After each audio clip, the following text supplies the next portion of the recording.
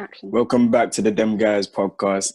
Today we've got a very special guest, Sabrina. We're talking Hi. about private schools. Oh yeah, go ahead and say hi. Yeah, so hi, I'm Sabrina, and I attended a state school, but then recently got a scholarship to a private sixth form. You're all right. So obviously this Muheez's idea. Great thinking. Obviously he wants to talk about private school life, innit? Private school life, the difference between private school, state school. Obviously I went to a private school as well. Muheez went to a state school. So Yeah. it's gonna be Yeah, we've interesting, got a innit? mixture here. You've got a mixture and you've got some that were, a bit of everything. But yeah, so we're gonna start off with some assumptions people have about private schools. So one of the weird ones I saw was that what's it called again? The private school, are there any black teachers in private schools? No, But I think there I've noticed actually isn't. But there wasn't Not one in our state school as well. in it There in was state one. schools. I don't think there's any yeah, like I think maybe we Asian is the had most culture you get. Yeah, we had a lot of Asian teachers, and I think we had one biracial teacher, but I'm not sure. I think we had one black teacher, but he was only there for a year, and then he left.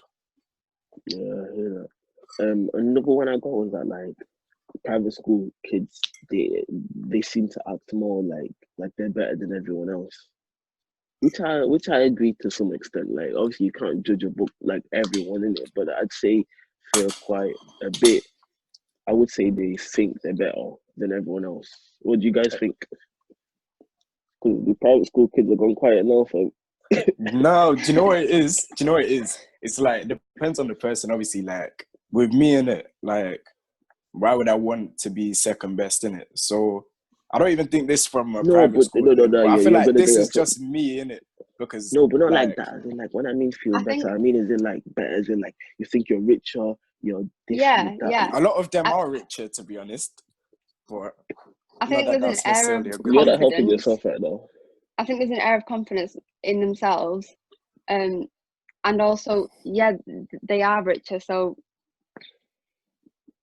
But that I doesn't don't know. necessarily mean they're better people, though. That's the No, thing, no, innit? no. Like, being But do Yeah, richer they but doesn't. think that they're better because yeah, they're like some richer? people are big headed because of like this. They act big headed due to the fact that of like their financial state.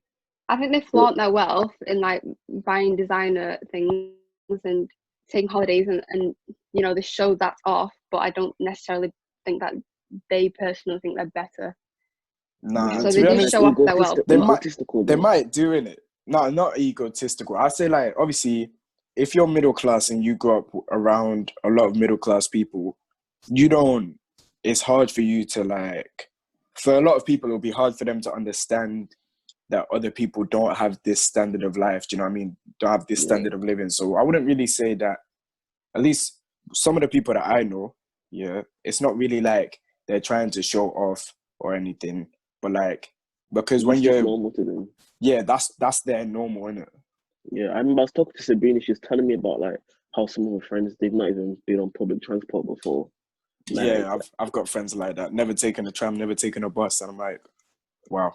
personal chauffeurs, like bro, Yeah. that ain't the real life, man. But they're enjoying themselves, I guess.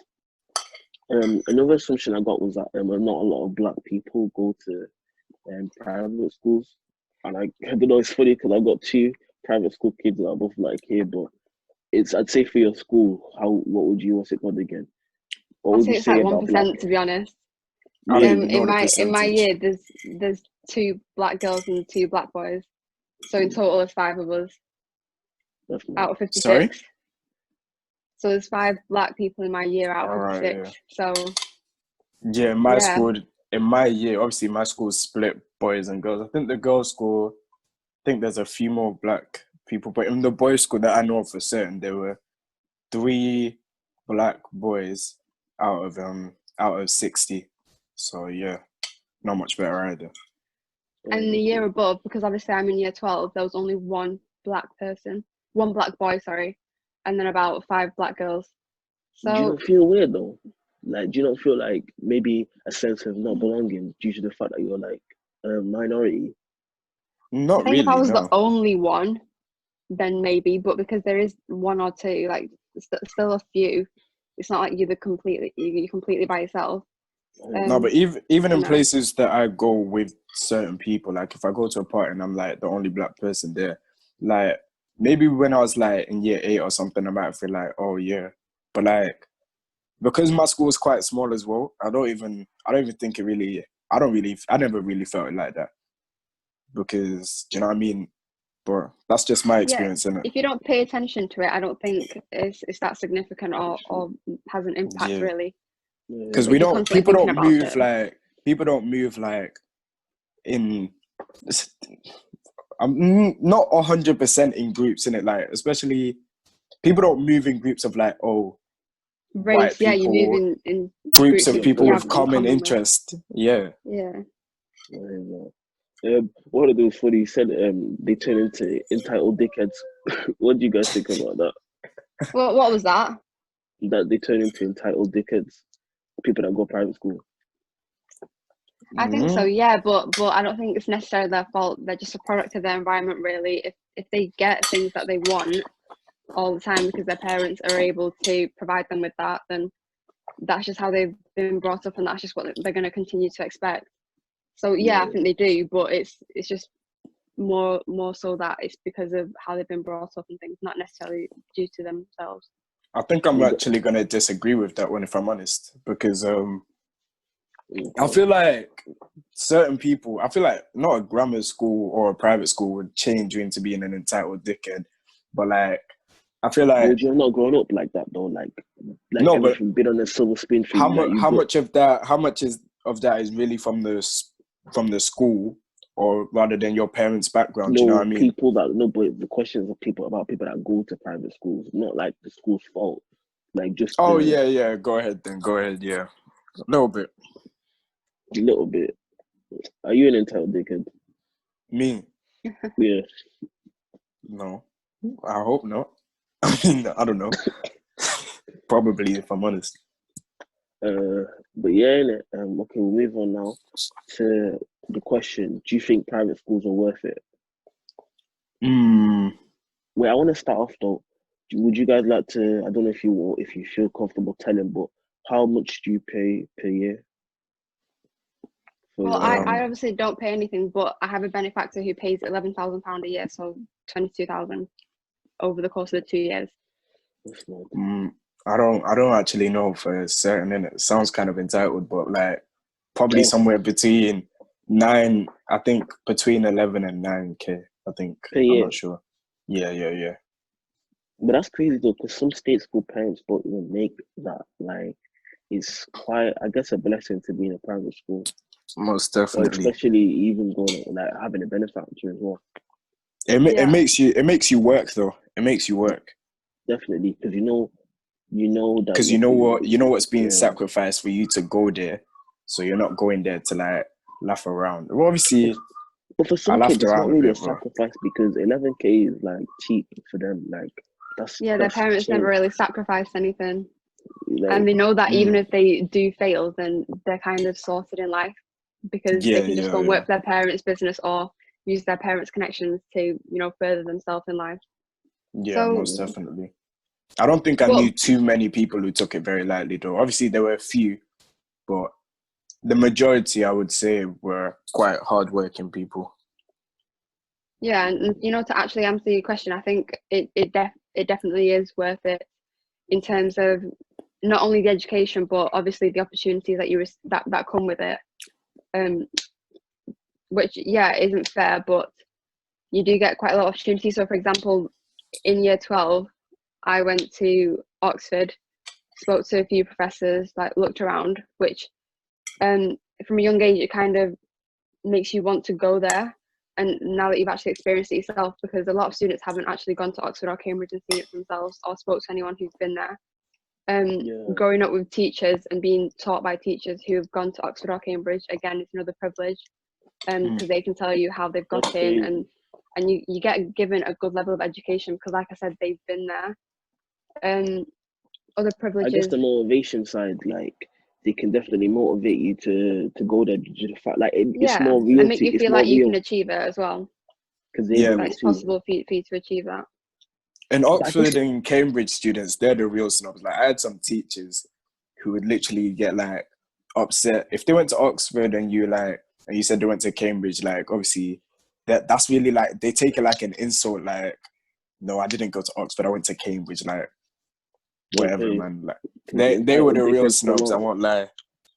Yeah, but there's teachers at my school who've even met Boris Johnson, and when they were younger, like played games against him in high school. I mean, in university, because some teachers had gone to Oxford, and obviously he'd gone to Eton.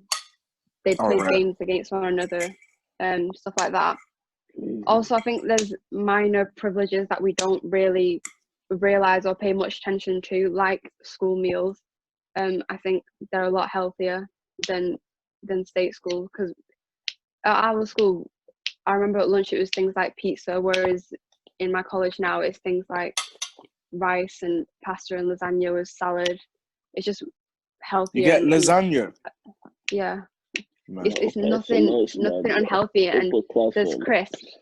There's obviously snacks that they do like crisps and stuff, but the crisps that they give are things like hummus flavour, and those same crisps I saw in shops like Holland and Barrett's.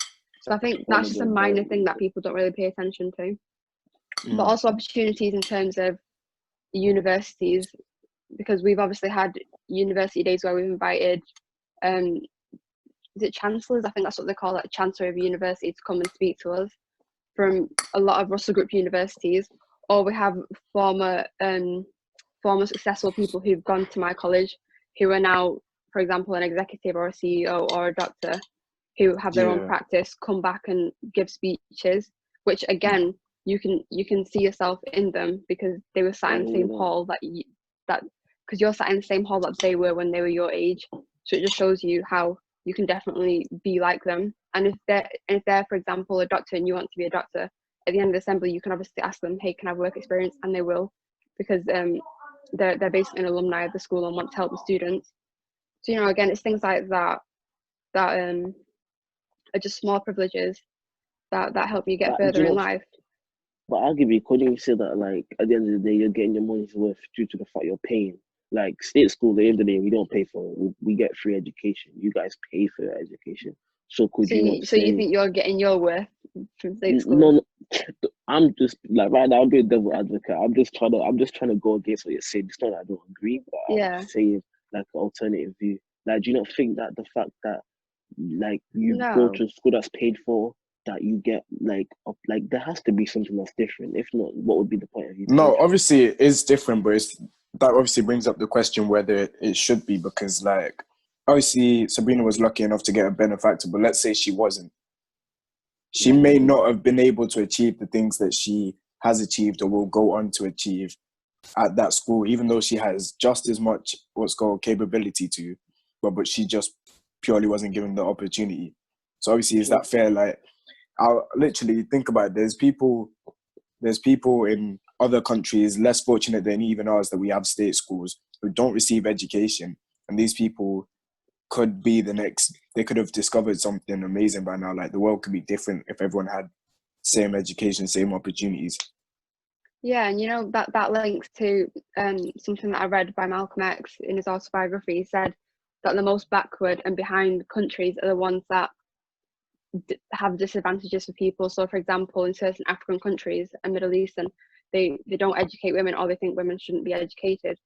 So if you're saying half of your population cannot have education, you just made yourself completely disadvantaged compared to the rest of the world, who have 100% of people of all genders in education and learning. That's the same with private school and state school though. So if you only have 7% that are getting the top opportunities and the top connections and influence and things like that, then only those top 7% are going to go on to fulfill the top roles in society, whereas somebody who's gone to a state school might be better capable and better just more fit to do that job better. So you can make an argument that the state school and private school culture we have in the UK actually harms society as a whole by stopping certain students. You know, at that point I remember you were telling me about how private schools, they have like there's a way where they can get like a grooming culture. Yeah, wait, like that. What? Grooming? Yeah. Yeah, explain, not grooming, please. Not grooming in the way that you think, but in a way where the professors of the school, so this might not necessarily be private schools in Manchester, but definitely ones like Eton, where professors will introduce students who, like I said, when students who've been successful come back to like tell them how they did the story and everything, and how they got to where they are now. That happens with other schools. For example, politicians might be coming back, and the professor introduces someone who they taught, who's now an ex-politician, to a student. So they're getting the same links that the politician has by, you know, introducing them. And that politician could work as their mentor, for example, which is what happens a lot in Eton, which is why so many prime ministers have came from Eton. Or it could be, you know, introducing, I don't know, a doctor, for example, or a lawyer to a student. So that professor's like the link between them, introducing them. And then that successful person could be their mentor and raise them up to, and give them the connections that they've gained in their career, which kind of sets the path for that person being successful. Yeah, most definitely.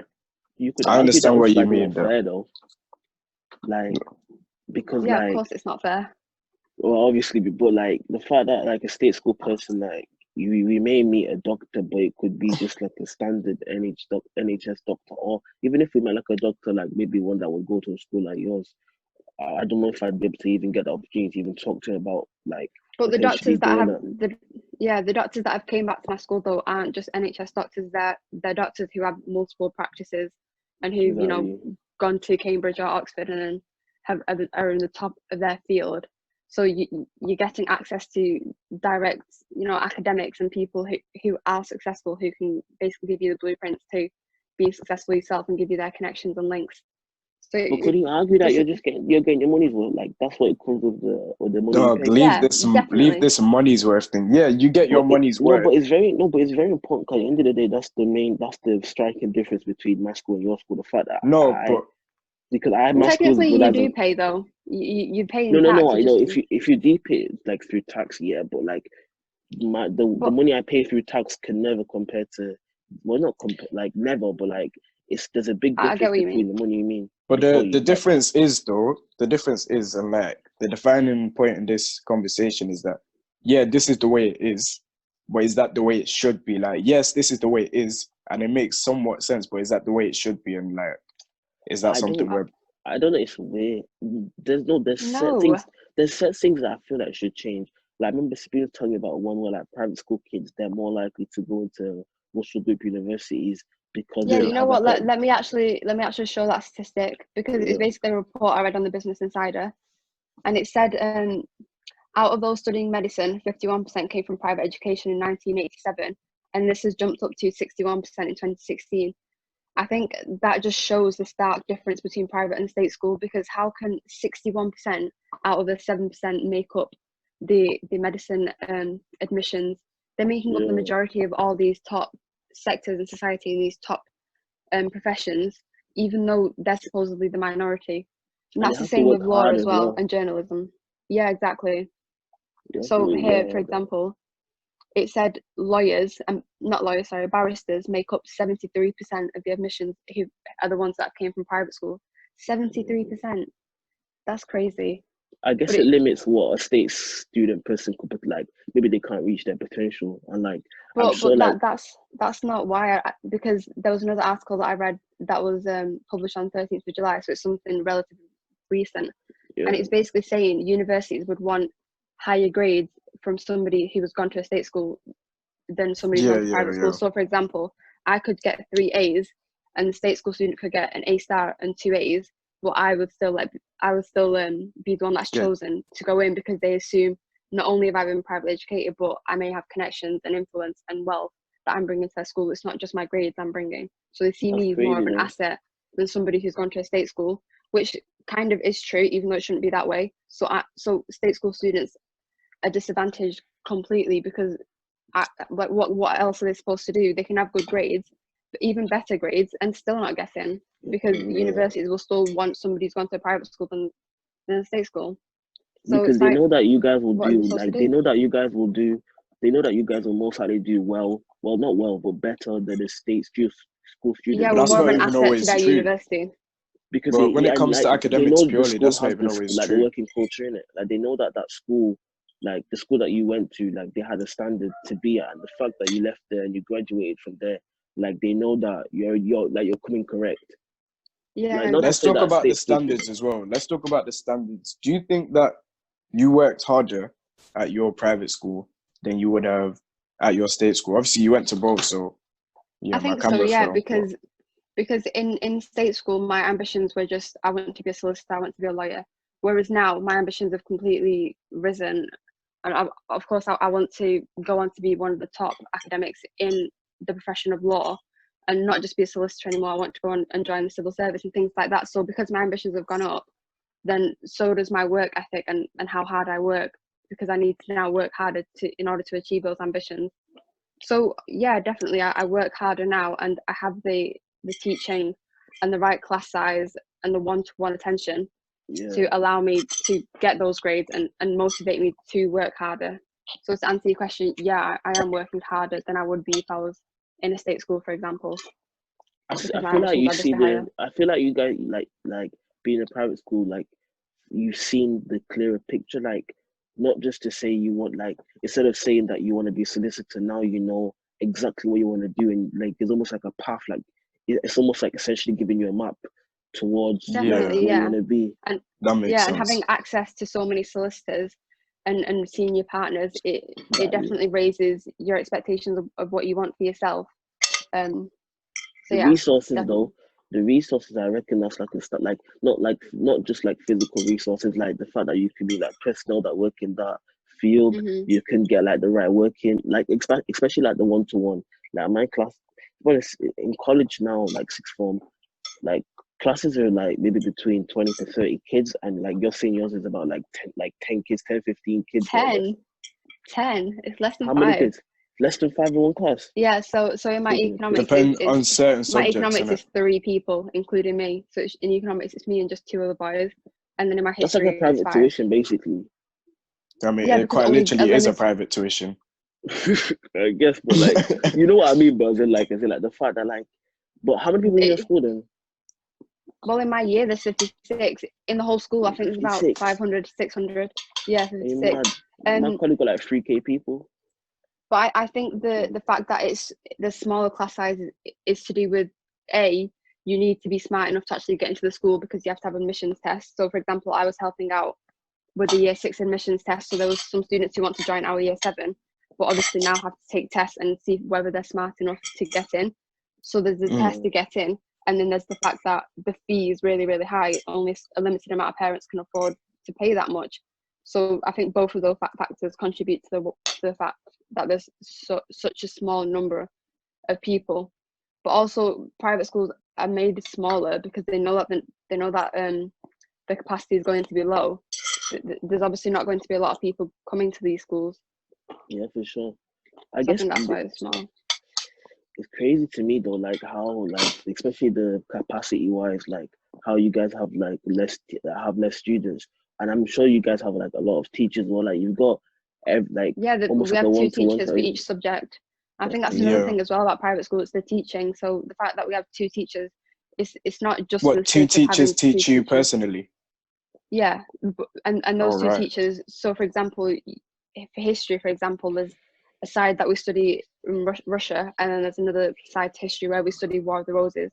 And there's a teacher that is specialized in War of the Roses that will teach us that, and then there's a teacher that's specialized in Russia that will teach us Russia. Is So that it's just at A getting. level, or was it like that for GCSEs as well?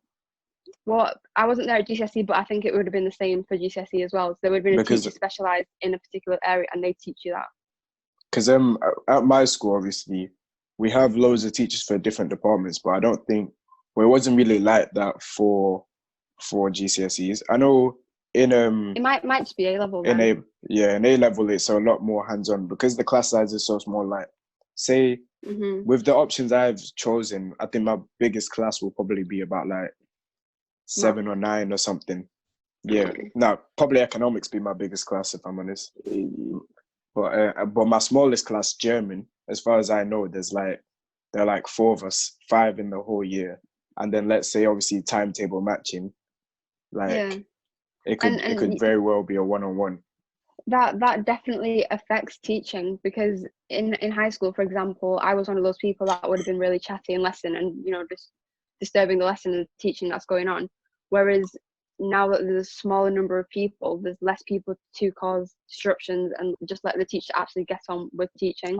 And if you were to, want to ask a question, then you're definitely able to do that, because there's not going to be loads of other students competing with you to ask that question, or just other students competing for attention from the teacher in general.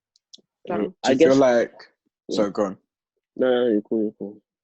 Do you feel like how competitive it was? Like, do you ever...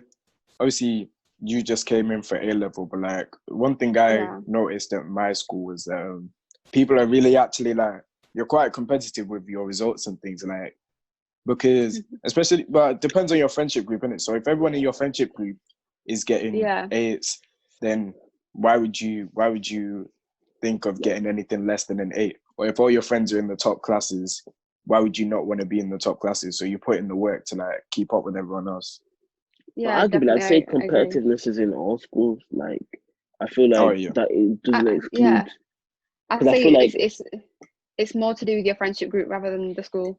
So if you're in a really smart, friendship group wanting to do well with high ambitions, then of course there's going to be competition, and that'll motivate you.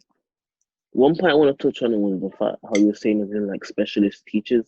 Like, obviously in high school is a bit different, but like in college we've got, like in my school, I go to state school, is like we've got some I think they are specialists, but I feel like some teachers, like, they may be a specialist in like a particular field in that subject, but they have the ability to teach the whole subject. But like the fact that you have a teacher for that, like how you said Russia and like I don't know, was it Germany you said the other one was? War of the Roses.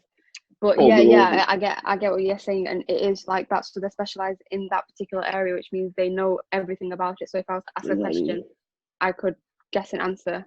It wouldn't be they have to search it up or anything like that. Like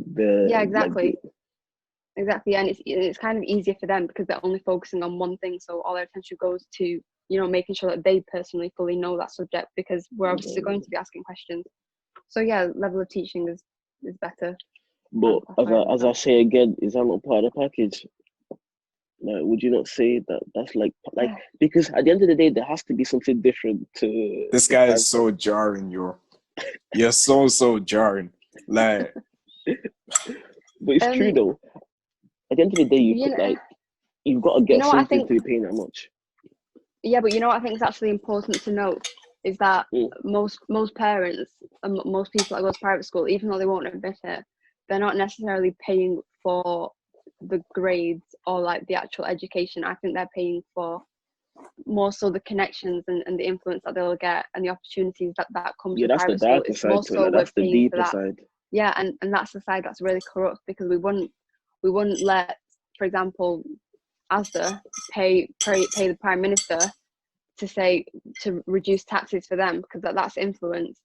But it's okay for people to pay a school to give them connections. So it's beyond just unfair. I think that's where it turns a bit immoral and corrupt. That's what we should focus on now. I remember you were telling me how like as you said, like in the parliament, and I think you said if not all of them, or a smaller percent even from state schools, like all the prime ministers like from the past, they all came from like there's only been 4 prime ministers that haven't gone to private school out of the whole history of prime ministers, and we've had a couple hundred. So out of all of those, only 4 haven't gone to a private school. But you know what, in those times it was perfectly normal and conventional for somebody in a top position to have came from a private school, because they were seen as better educated. So why would you not hire somebody who's better educated to do a job? So for example, if I was to own a business, even though it may not seem fair, I would be more inclined to hire somebody who has gone to a private school, because I expect that they've been better educated, they've had better teachers, they've had better teaching, and they've had better connections. So I'd expect them to be more capable of filling the role of somebody who's been to a state school. Yeah, I hear that for sure. But I know it's like, so maybe that's why so many top jobs. You can't, but it actually is the reality for quite. No, that's what I'm saying. That's what I'm saying. Most schools. It's like on the moral side, it's not good to generalize, but on the business side, it's very good to generalize, because you don't have to like worry about. It's not really like, it's more of a safer bet, isn't it? because Yes, I'm because business. I think that's a And better way of summarizing it. and you know that what's it called again? That if they come in to work for you, they've already been taught like etiquette and just not that they like not to say that state school students haven't, but like like I know there's it's different. Like for Well, example, let me give you an example. yeah. For example, so if you were hiring a private school student, I will say I feel less worried that they'd have a bad internet history, for example, because I remember having an assembly just around November, December, and it's somebody who came in who was into technology, and he was explaining to us how what we post online will stay there forever, for example. And he was educating us how employers will search your online history and things like that. So the fact we're getting taught that message from a young age Were you about not taught that at your employers. state school? I thought What, in high school? No, it I remember wasn't that. really. Because obviously What, I've only I been think, to a private school, so I don't really know I feel like we've the had difference. assemblies. I feel like I think we've had assemblies about bullying online and things like that, but I don't think it's really more about focusing on the employability side to it and how it will affect your employability in the future. I think I have to be in school, but I think I don't know if I can agree with you on that one, because I think I have to disagree with you on that one as well, because obviously me going to an old boys school, there's a lot of jokes that we make that shouldn't see the public eye. Do you know what I mean? There's a lot of, although we have been taught these things, like when you're so shielded and you're not around these type of people, you're not really mixing, like you don't understand the way your words may impact that group. So you make a joke in school, it bangs, everyone's laughing. You go on the internet, because you don't know a lot of people, your internet group is literally pretty much the same people you know in real life. You make the same joke, it bangs there. But then in 15 years, 10 years, when they search up your name, but I don't think we've been taught that in relation to your employability. It's just more don't bully or don't send don't send pictures online. I only remember Miss Gibbons giving assemblies like that. Name drop. I actually don't remember somebody and telling you about how employers will be searching up your and how to build a personal brand online, things like that. So I don't know, maybe it might have been part of it. Course that I've been to, because I did what's it called again? Is it DWF? I did that too. So you did. They might have told me there. Yeah, and maybe, and part of that assembly wasn't just about saying bad things online. It's about good things that you could do as well to obviously have a personal brand. For example, starting a blog and creating a following, because that'll make you more employable. That you have a fan base basically, and you can promote the firm's products to them, or that you can articulate yourself in a good way and create your own brand online, for example. So that was something that we also learned as well. I get. Fair enough. Also, to switch it from like mainly we talk about education and like opportunity, but do you think socially going to a private school has benefited you? Because obviously, for me, I'd say I'm a quite social person, but I know people who are quite, I don't know how to say it, they're quite conservative, for want of a better word. Yeah, kind of. Yeah, there's a lot of them. There's a lot of them, and obviously conservatives. I think it's wow. I think private schools and state schools. Yeah, I actually don't like the conservatives. I think private schools and state schools are socially divisive. So the people you go to school with are likely to be the people who are in your class. So if you're middle class, then you're likely to be going to a grammar school or a private school, and you're going to be around people who are middle class. But if you're going to a state school, you're going to be around people from the working and lower class, basically. So I think in terms of has it helped you socially, I think it's helped me personally in social wise, because I've obviously been around more middle class people and people who are in the upper class as well, and people who have businesses and people who have other connections and things like that. So I think that has helped me. But I feel like I worded that poorly, because when I said conservative, I meant like as in like introverts. Do you know what I mean? I meant introverts, not as in like the political right. Well, I meant it in a political way, because obviously the majority of my school and majority of my friendship group obviously do support the Conservatives, which I obviously don't. It's poor. It's poor. But would you not say, like, there's another question, would you not say it's changed you? Because honestly, like obviously I went to high school and primary school with Sabrina, so I've known Sabrina for quite a long time now. But like Way from back. knowing way back. Yeah, But like flex. no. But yeah, from her seeing her now to then, maybe like from like I'll a remember year's you when I'm rich. difference. I'm gonna Yeah. be rich too, don't Um, worry, don't And worry. like I was gonna say, she just assumed you wouldn't be there with her, fam. In it because she goes private school. I'll tell Yeah, you I the think entitled people.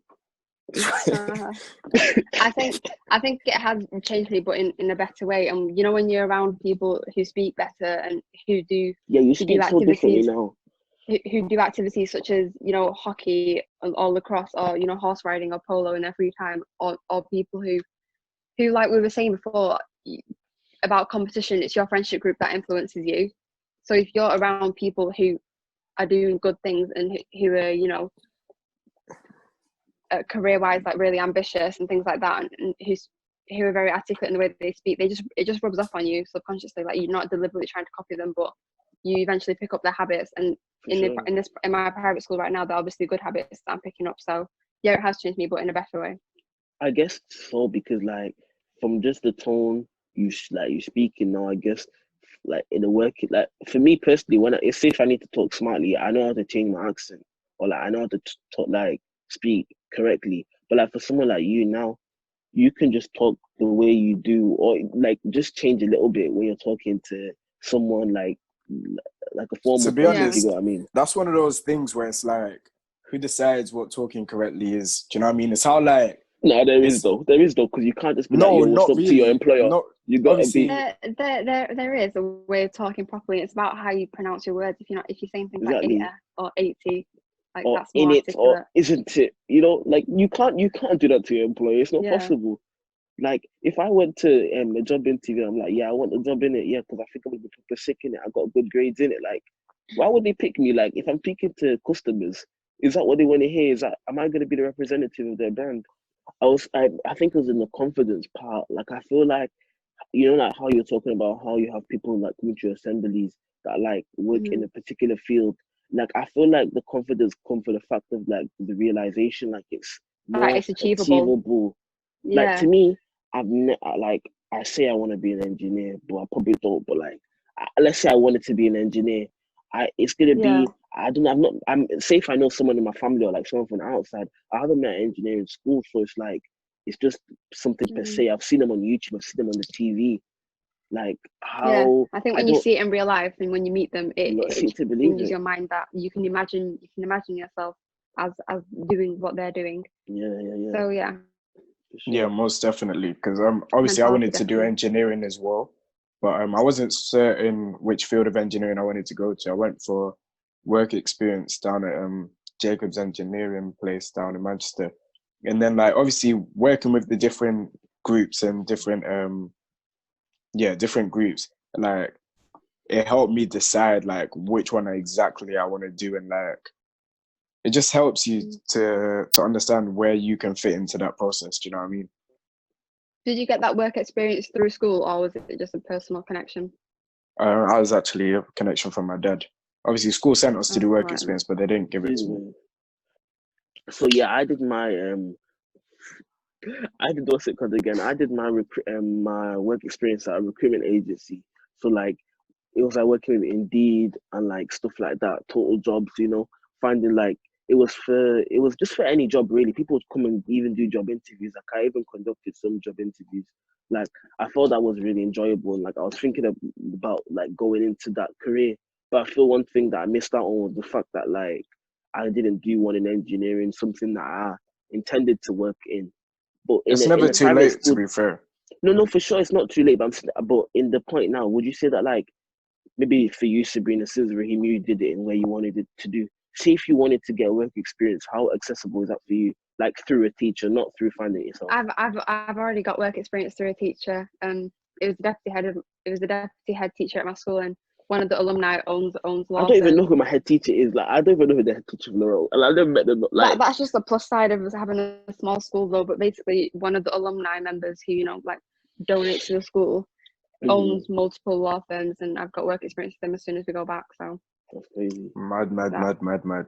But I'm bro. telling you, I feel like one thing for sure, that capacity is like a big, big, big like difference. Like the fact that like class like colleges is isn't so cramped. You've got that one-to-one education, like you can properly focus and like you can really reach your potential really Yeah, and like just going back to really quickly to the work experience thing, there was sure.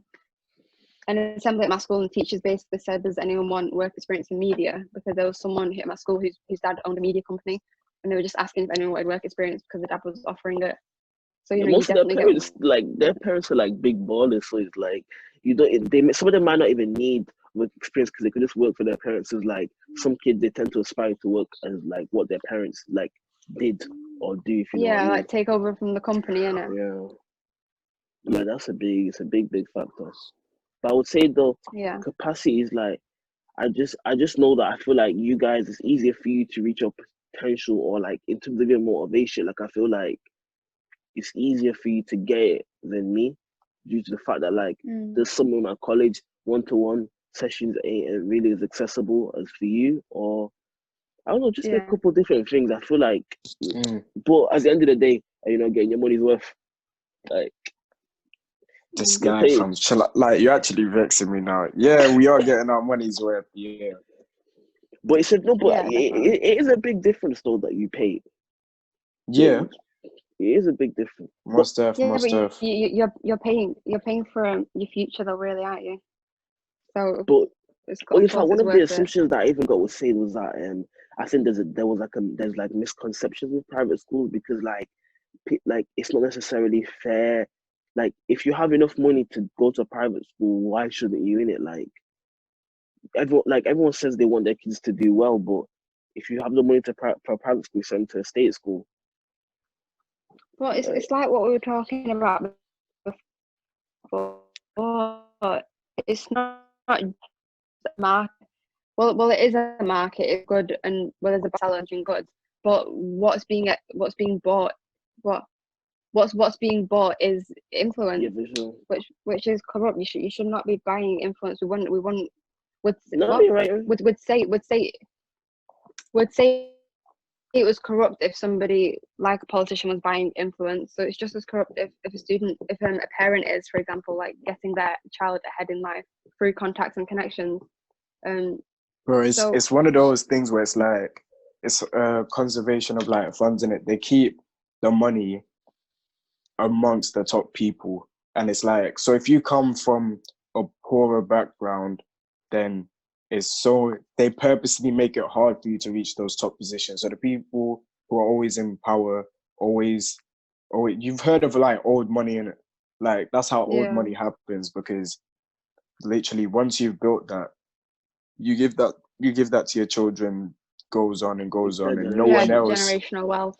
no one Yeah. else can like break into that category and make a name for themselves or make a wealthy living for themselves. I guess Mm. obviously that's one of the things that aren't fair. Would you say there's other things that you've noticed or maybe you've seen between maybe your private school friends or I mean your public school friends or like just in general, would you say what are the other things that you think about private school that isn't fair or shouldn't be done in terms of like the way your Um, school promotes it? what else isn't fair? Yeah. I think the fact that, for example, I think they haven't been banned or abolished is because politicians, students go to private schools. It's just everyone who's already in a top But should they profession. be abolished though? I don't think they should. I feel like maybe not abolished, but like they should be. I think they should. I think private schools should be abolished, and we just have more grammar schools where it's based on academic rather than No, wealth. but then could you not argue that like let's say if maybe to become a prime minister like is more open, you could get maybe potentially somebody that's like I don't know, maybe not less capable, but like I explain No, it. Do you not think nobody's it less lowers the capable. quality? Like no, I actually don't, because like I just said to you before in the example that I found on the Business Insider, it said 61% of medicine admissions were people who'd gone to private school. That is, it's not necessarily that private school students are 61% smarter than Smarter, other but the, other medical applicants. They just have an advantage of getting. They're not 61% brighter. They're not 61% smarter than them at all. but they just have that advantage of schools wanting them instead of people who'd gone to state school, obviously. But enough said. I feel like we've covered all the points. Before we go though, I remember I was telling Sabrina because obviously I still go to state school, and she really motivated me into like how despite I go to state school, I still have a chance if I work harder. So in the link in the bio, I'm gonna put some some resources for the state, not for state school, but for anyone, any sort of like resources that I think Sabrina told me about one about like, is it internships and like yeah, inside Shapiro for internships. Yeah, definitely. Don't let the fact you go to a state school like be a disadvantage whatsoever. In fact, use that as motivation to work even harder, I suppose. Because we all can achieve. Yeah, inshallah, man. We can all achieve, man. Just gotta put the work in it, chase the bug, chase your future in it. But yeah, Raheem, you got any final words? You know the vibes, innit? Alright, we bless them. So yeah, I'm gonna cut now. Thank you guys for watching. He's been this guy. I can't do it. This guy. Alright, we're out.